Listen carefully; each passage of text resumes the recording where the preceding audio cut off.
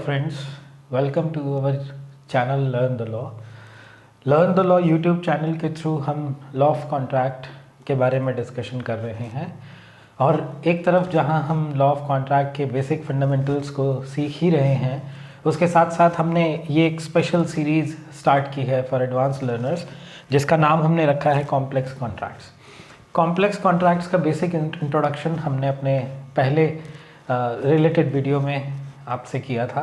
आज हम कुछ फंडामेंटल्स की बात करेंगे। उससे पहले मैं आपसे कुछ शेयर करना चाहता हूं कि कॉम्प्लेक्स कॉन्ट्रैक्ट्स में हमने किस तरह का आइडिया सोचा है। कॉम्प्लेक्स कॉन्ट्रैक्ट्स को इन टोटलिटी फिनिश करने के लिए, क्योंकि इसकी रेलेवेंसी बहुत ज़्यादा है, इसकी यूटिलिटी बहुत ज़्यादा है, तो इसको एक कंपोजिट, एक होलिस्टिक पैटर्न पर फिनिश करने के लिए हमने इसमें 28 टॉपिक्स को आइडेंटिफाई किया है और हम कोशिश करेंगे कि हर एक स्पेसिफिक टॉपिक पर जितना डिटेल्ड डिस्कशन आपको दे सकें उतना हम देने का प्रयास करेंगे। फंडामेंटल्स की मैं बात कर रहा हूँ, which is the first topic in relation to complex contracts, और आज हम फंडामेंटल्स के पार्ट 1 की बात करने वाले हैं और इसमें देखने वाले हैं कि कॉम्प्लेक्स कॉन्ट्रैक्ट्स के बारे में किस तरह से आपको अप्रोच करना चाहिए। तो let us straightly move to the fundamentals involved in a complex contract. देखिए, सबसे पहले हमें ये सीखना है कि कॉम्प्लेक्स कॉन्ट्रैक्ट अपने आप में एक जीनस है, एक अपने आप में एक वैरायटी है, या ये मिक्सचर ऑफ वैरायटीज़ है। देखिए, क्वेश्चन को बहुत स्पेसिफिकली आपको आइडेंटिफाई करना है क्योंकि बहुत ट्विस्टेड और बहुत ही इंटीग्रेटेड पैटर्न है इनका, तो इस वजह से हमें ये बहुत ही बारीकी से इसके सारे बेसिक फैक्ट्स को नोट करते हुए चलना है। तो फर्स्ट क्वेश्चन इज कि कॉम्प्लेक्स कॉन्ट्रैक्ट अपने आप में एक वैरायटी है, अपने आप में एक कैटेगरी है, या ये कई सारी कैटेगरीज का मिक्सचर है। तो फर्स्ट क्वेश्चन हमें यहीं से मिल जाता है। फंडामेंटल्स में जो फर्स्ट एस्पेक्ट हमें कवर करना है वो यही है। क्या है? Complex contract is it a variety और अ मिक्सचर ऑफ कैटेगरीज। सबसे पहला क्वेश्चन ये है जो हमें आंसर करना है। देखिए, इज इट अ वैरायटी का मतलब ये है कि कॉम्प्लेक्स कॉन्ट्रैक्ट क्या अपने आप में एक इंडिविजुअल डिसिप्लिन है, क्या ये अपने आप में एक प्रोडक्ट फीचर है, या ये कई सारे और कैटेगरीज का मिक्सचर है, यानी ये एसिमिलेशन है, या खुद में अपने आप में एक इंडिपेंडेंट वैरायटी है। तो इसको समझाने के लिए मैं थोड़ा सा आपको फॉर्म्स ऑफ बिजनेस ऑर्गेनाइजेशन के बारे में एक ब्रीफ इंट्रो देना चाहता हूं कि बिजनेस ऑर्गेनाइजेशंस किस तरह से काम करते हैं। कॉम्प्लेक्स कॉन्ट्रैक्ट की बेसिक यूटिलिटी बिजनेस में ही है और कॉम्प्लेक्स कॉन्ट्रैक्ट अब एक ऐसा इमर्जिंग ट्रेंड बन गया है कि कॉम्प्लेक्स कॉन्ट्रैक्टिंग को गवर्नेंस में भी यूज़ किया जा रहा है। तो जब हम इसके एडवांस सब्जेक्ट्स पढ़ेंगे, एडवांस टॉपिक्स पढ़ेंगे, तब वहाँ पर ये पता चल जाएगा कि कॉम्प्लेक्स कॉन्ट्रैक्ट्स को गवर्नेंस में कैसे यूज़ किया जा रहा है। फिलहाल हम सिर्फ इस क्वेश्चन का आंसर ढूंढ रहे हैं कि is it a variety in itself और is a mixture of categories. For example, एक एग्जाम्पल हम यहाँ पर ले लेते हैं। Suppose there is a restaurant. कोई रेस्टोरेंट है और ये रेस्टोरेंट काफ़ी टाइम से लोगों को फूड आइटम्स डिलीवर कर रहा है। अब इस रेस्टोरेंट ने होम डिलीवरी सर्विसेज भी स्टार्ट कर दी है। इसने होम डिलीवरी सर्विसेज भी स्टार्ट कर दी है। तो देखिए, इसका जो फूड आइटम्स डिलीवर करने का ये जो प्रोसेस है, ये एक डिफरेंट कैटेगरी है। ये एक डिफरेंट कैटेगरी है। This is a different category of business and this is a different category of business. तो क्वेश्चन जो हमारा है कि is it a different variety in itself और is a mixture of various varieties. यानी complex contract अगर इस restaurant के लिए आप बनाएं तो वो एक अलग कोई दूसरी चीज़ है जिसको इंपोर्ट करना है, या इन दोनों कैटेगरीज को मिक्स कर दें तो एक कॉम्प्लेक्स कॉन्ट्रैक्ट मिल जाएगा। इसको थोड़ा सा और डिटेल में हम समझेंगे तो ज़्यादा बेटर रहेगा। देखिए, जो सबसे बेसिक लेवल है बिजनेस का वो एक इंडिविजुअल है।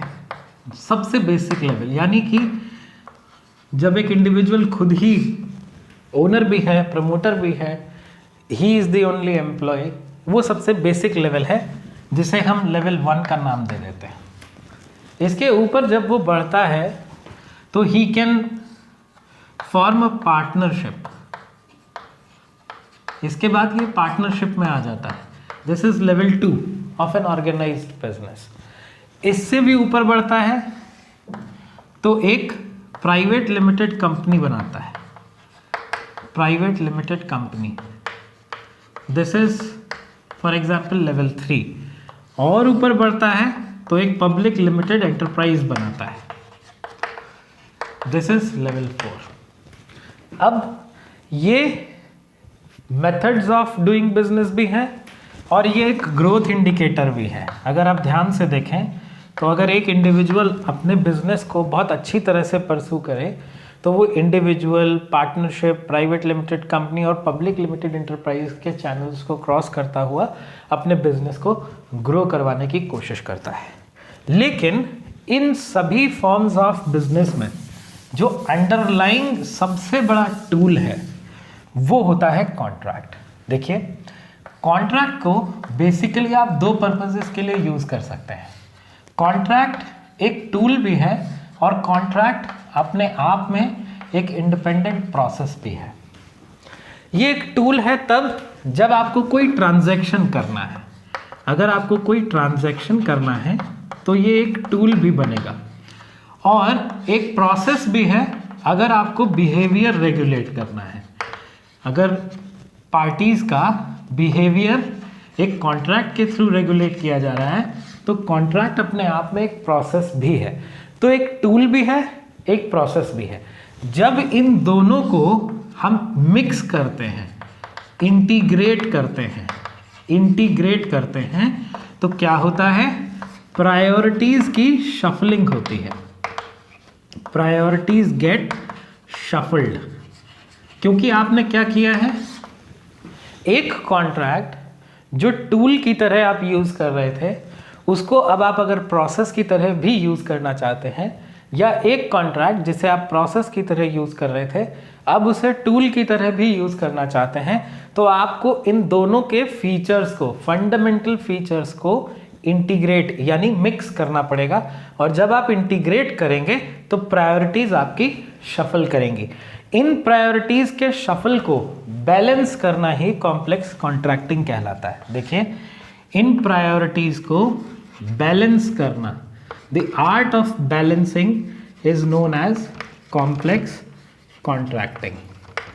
कॉम्प्लेक्स कॉन्ट्रैक्टिंग पर अभी तक बहुत ज़्यादा लिटरेचर नहीं है, लेकिन फॉरेन में, यानी कि if I talk about law schools in New York in USA और law schools, prominent law schools in UK, वहाँ पर अभी कॉम्प्लेक्स कॉन्ट्रैक्ट के ऊपर रिसर्च चल रही है कि कॉम्प्लेक्स कॉन्ट्रैक्ट्स को कैसे रेगुलेट किया जाए। सिंपल है, अगर एक कॉन्ट्रैक्ट को आप एक टूल की तरह यूज़ कर रहे थे, और उस कॉन्ट्रैक्ट को अब आप एक प्रोसेस की तरह भी यूज़ करना चाहते हैं तो आपको इंटीग्रेशन करना पड़ेगा।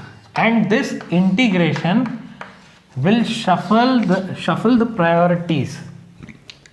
The priorities may get changed. इन प्रायोरिटीज को बैलेंस करना ही कॉम्प्लेक्स कॉन्ट्रैक्टिंग कहलाता है। तो अब now coming back to the question कि कॉम्प्लेक्स कॉन्ट्रैक्ट अपने आप में एक वैरायटी है या is a mix of varieties, तो आंसर क्या मिलेगा आपको? That it is a distinguished and differentiated form of contract. It is a distinguished form of contract.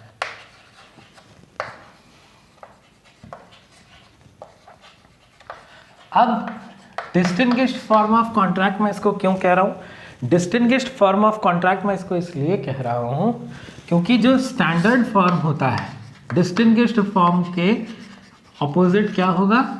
standard form of contract. ज़्यादातर business enterprises में एक स्टैंडर्ड फॉर्म होता है, उस स्टैंडर्ड फॉर्म में कुछ वेरिएशंस किए जाते हैं, और स्टैंडर्ड फॉर्म ऑफ कॉन्ट्रैक्ट को डिस्टिंग्विश्ड फॉर्म ऑफ कॉन्ट्रैक्ट की कैटेगरी में ट्रांसफॉर्म करना ही कॉम्प्लेक्स कॉन्ट्रैक्टिंग है। Therefore complex contracting is a process. Complex contracting is a process, it is not a product. ये कोई प्रोडक्ट नहीं है। जो क्वेश्चन हमने पूछा कि whether it is a variety in itself और is a mix of varieties, it is not a variety in itself, and it is also not a mix of varieties. It is a process of advancing towards the priorities retailed in an agreement. अब इसके बाद हम discuss करते हैं second aspect. We have started with the fundamentals, और लगभग 2 से 3 videos हमें फंडामेंटल्स के ऊपर बनाने होंगे to really understand that what is the content which is deeply hidden inside a complex contract. Third है, सेकेंड पॉइंट है, what stage of business performance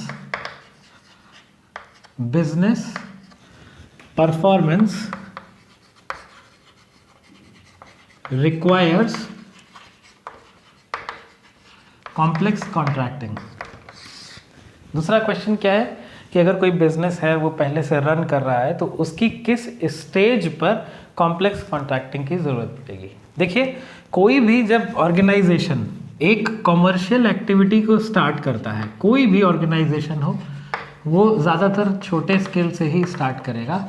और जब भी किसी कॉमर्शियल एक्टिविटी को स्टार्ट किया जाता है किसी ऑर्गेनाइज्ड फॉर्म ऑफ बिजनेस में, तो this commercial activity becomes the root. इसे हम रूट कहते हैं.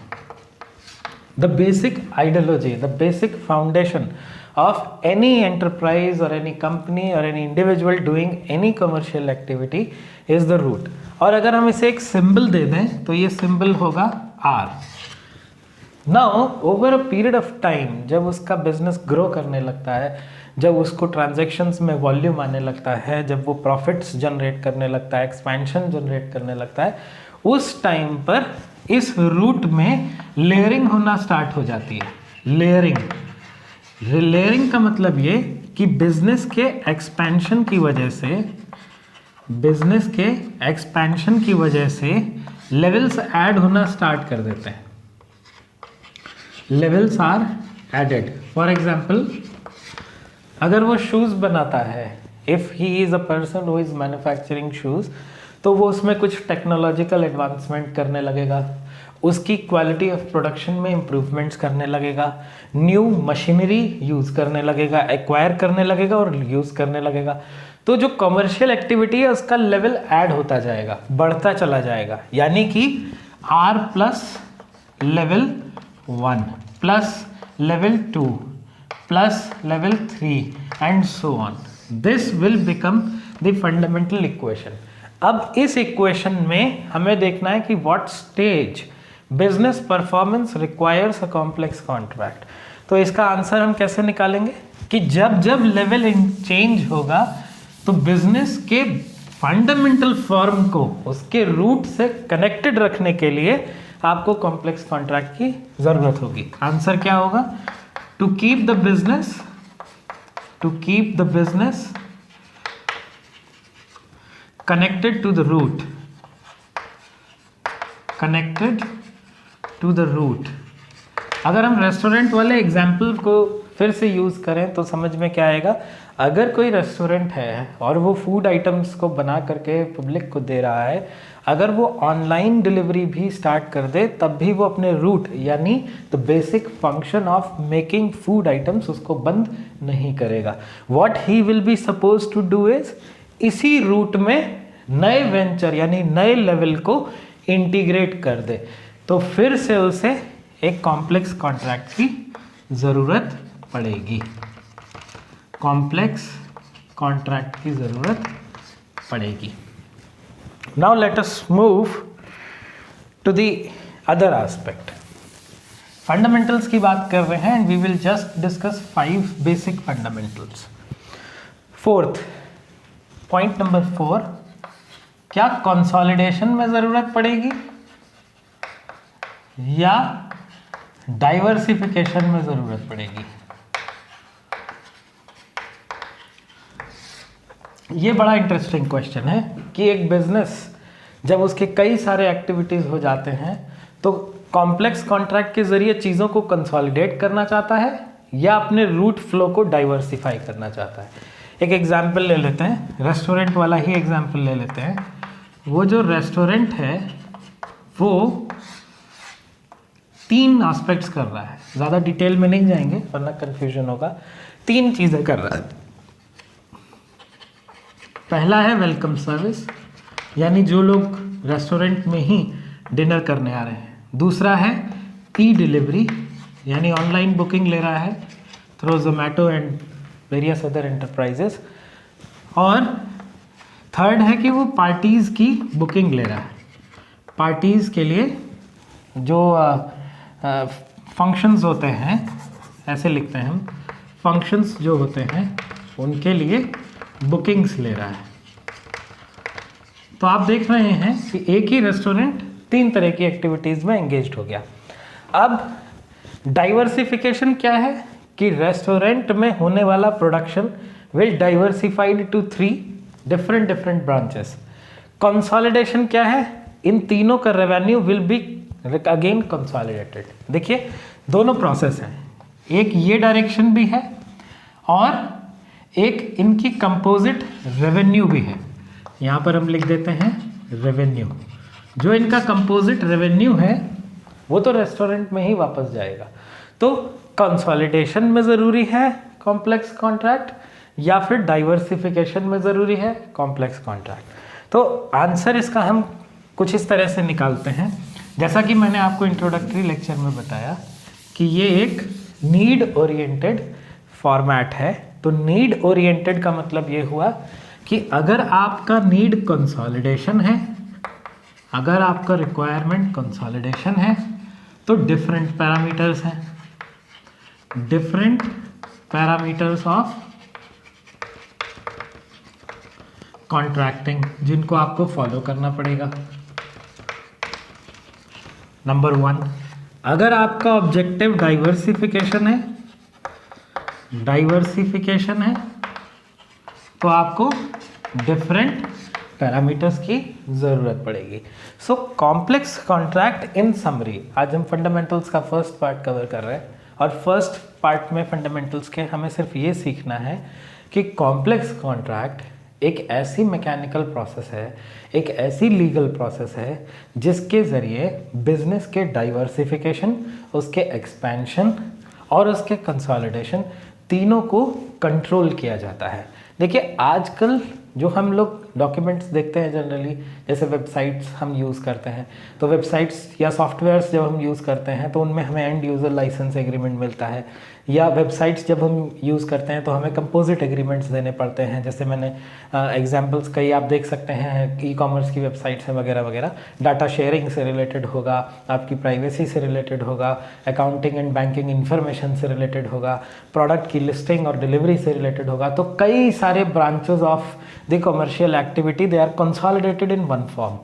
कभी कभी ऐसा भी होता है कि डाइवर्सिफिकेशन भी होता है, जैसे बैंकिंग कॉन्ट्रैक्ट जो है वो उल्टा है, वो डाइवर्सिफिकेशन है। एक बार आपने बैंकिंग सर्विसेज में बेसिक अकाउंट ओपनिंग कंप्लीट करी तो you will be diversified to various other services which they may provide. It may include lending, it may include securities transaction, it may also include various other formats of banking transactions. तो consolidation हो या diversification हो, parameters change हो जाते हैं। कैसे वो change हो जाएंगे ये हम आगे के लेक्चर्स में देखेंगे कि how the parameters get change. तो अगर क्वेश्चन आपसे पूछा जाए तो कि कॉम्प्लेक्स कॉन्ट्रैक्ट को कंसोलिडेशन में यूज़ करना है या डाइवर्सिफिकेशन में यूज़ करना है, द आंसर इज नीड।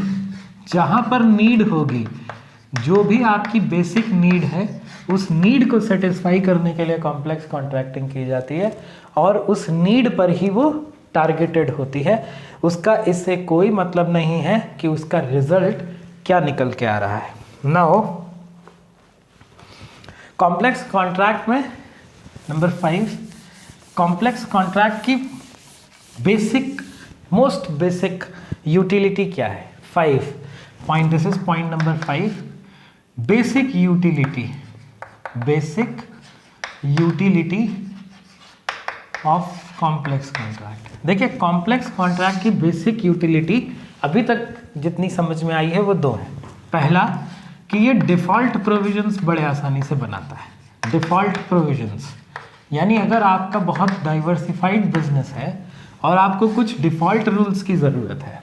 देखिए इंडियन कॉन्ट्रैक्ट एक्ट उन प्रोविजंस के इंटरप्रिटेशन के बारे में बात करता है जिन वर्ड्स एंड एक्सप्रेशंस को उसने खुद अपने लेजिस्लेशन में यूज़ किया, लेकिन वो कभी भी टारगेट या इंडस्ट्री स्पेसिफिक वर्ड्स और एक्सप्रेशंस को तो इंटरप्रिटेशन करता नहीं है। उसके लिए कॉम्प्लेक्स कॉन्ट्रैक्ट के ज़रिए डिफ़ॉल्ट प्रोविजंस की ज़रूरत पड़ती है, और एक कॉम्प्लेक्स कॉन्ट्रैक्ट सबसे ज़्यादा आज मार्केट में यूज़ हो रहा है डिफ़ॉल्ट प्रोविजनिंग के लिए। यानी कि इससे वो करना क्या चाहते हैं, वो जुडिशियल इंटरप्रिटेशन को नैरो करते हैं।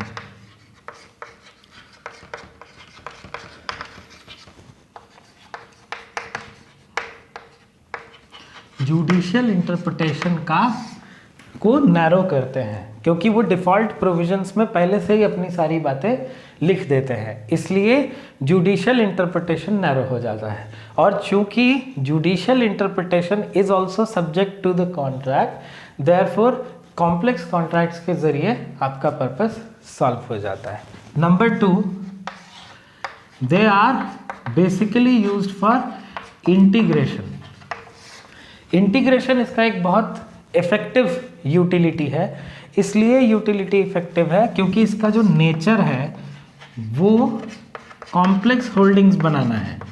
कैसे बनाता है ये हम आगे अपने लेक्चर्स में देखेंगे कि कॉम्प्लेक्स होल्डिंग्स कॉम्प्लेक्स कॉन्ट्रैक्ट के ज़रिए कैसे बनाई जाती हैं। लेकिन कॉम्प्लेक्स कॉन्ट्रैक्ट की एक जो सबसे बड़ी यूटिलिटी है वो है the power of its integration. ये इतनी तेज़ चीज़ों को एसिमिलेट कर लेता है, कॉम्प्लेक्स कॉन्ट्रैक्ट इतना पावरफुल होता है कि इसके इंटीग्रेशन का रिजल्ट ये है कि आपको ऑब्जेक्टिविटी और सब्जेक्टिविटी दोनों एक ही साथ मिल जाएगा। This is very important. इसका इंटीग्रेशन बहुत ज़बरदस्त होता है।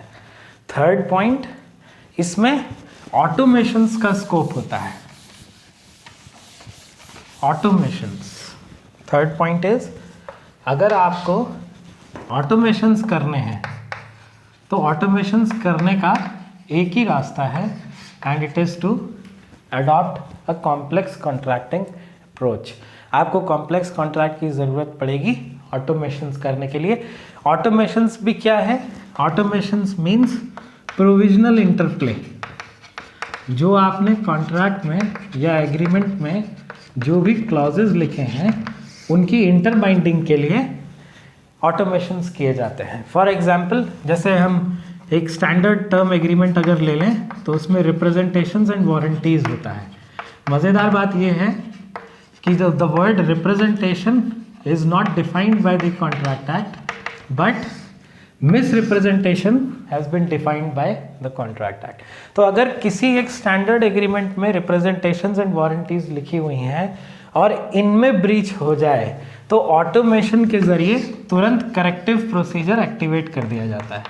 ये इसीलिए है ताकि डिले ना हो, पार्टीज़ को प्रोसीजरल या ऑपरेशनल लॉस ना हो। एक कॉन्ट्रैक्ट की बिजनेस में एक खास पोजीशन इसलिए भी होती है क्योंकि ये लीगल कंप्लायंस करने के साथ साथ ऑपरेशनल हिंड्रेंसेस को भी डिलीट कर देता है। ऑपरेशनल हिंड्रेंसेस को डिलीट करना इसका काम है। So this is, I think, these three most basic points in the utility of complex contract are very essential for every person who wants to enter in the practice of complex contract। उसके लिए ये जानना बहुत ही ज़्यादा ज़रूरी है। Now next aspect is कि complex contract को आखिरकार हम अप्रोच कैसे करें। How to approach the complex contract, approach a complex contract। यानी कि आप एक लॉयर हैं या लॉ स्टूडेंट हैं, आपके लिए कॉम्प्लेक्स कॉन्ट्रैक्ट की यूटिलिटी या कॉम्प्लेक्स कॉन्ट्रैक्ट को पढ़ना क्यों ज़रूरी है, इसको मैं एक बहुत ही सिंपल लॉजिक से आपको समझाना चाहता हूँ। कोई भी बिजनेस जो आज स्टार्ट किया है किसी ने भी, उसके दो ऑब्जेक्टिव्स होते हैं। एक होता है प्रॉफिट, दूसरा होता है ग्रोथ। और ग्रोथ भी अपने आप में दो तरह की है, ऑर्गेनिक है और इनऑर्गेनिक है। एक समय ऐसा आएगा कि इन सारे ऑब्जेक्टिव्स को अचीव करने के लिए आपके पास कॉम्प्लेक्स कॉन्ट्रैक्ट के अलावा और कोई ऑप्शन नहीं होगा। अगर सपोज करिए कि आपको chain of subsidiary and holding companies बनानी है, यहाँ पे होल्डिंग कंपनी है, इसकी एक सब्सिडरी कंपनी है, दिस सब्सिडरी कंपनी, फिर उसके बाद एक और होल्डिंग कंपनी है, इसकी दो सब्सिडरी कंपनीज हैं, और this company is investing in this company is investing in this company. इसके लिए आपको कॉम्प्लेक्स कॉन्ट्रैक्ट की ज़रूरत पड़ेगी, because this is not because this is a very complex commercial transaction, इसलिए नहीं, इसके लिए आपको कॉम्प्लेक्स कॉन्ट्रैक्ट की ज़रूरत पड़ेगी, क्योंकि इसकी जो यूटिलिटी है, जो अभी पीछे मैंने बताई, ऑटोमेशंस, इंटीग्रेशंस, उसकी वजह से this can be handled very efficiently and very practically. दूसरा, जो कंप्लायंस मेजर्स होते हैं, जितने भी कंप्लायंसेस किए जाने हैं, उन कंप्लायंसेस को किया जाना इसके ज़रिए बहुत ईजी हो जाता है। So if you are starting to understand what is a complex contract, you should try to read 2 contracts together. आप 2 सैम्पल एग्रीमेंट्स डाउनलोड कर लीजिए और उन 2 सैम्पल एग्रीमेंट्स को आपस में मिक्स कर दीजिए। जब उनके प्रोविजंस को आप मिक्स करेंगे तो आपको एक फ्रेमवर्क में डिस्टर्बेंस दिखाई देगा। जब आप फ्रेमवर्क में डिस्टर्बेंस दिखाई दे, उस डिस्टर्बेंस को जब आप बैलेंस करने लगेंगे, then you are beginning with complex contract. So I think आज के इस डिस्कशन में हमने फंडामेंटल्स, मोस्ट बेसिक 3 फंडामेंटल्स के बारे में बात कर ली है। और मैं चाहता हूँ, क्योंकि ये थोड़ा सा एडवांस लर्निंग स्टेज है, तो I think I will keep the lectures very short so that you can practice. कोई भी क्वेश्चन अगर इससे रिलेटेड आपके माइंड में आ रहा है या कोई कॉन्सेप्ट आपको समझ में नहीं आ रहा है, तो you can always ask your questions in the comment box and I will be very happy to explain the possible explanations to them. So I hope the basic fundamentals of complex contract is through with your mind, and we will meet again in the next lecture where we will discuss some more fundamentals relating to the complex contracts. Thank you.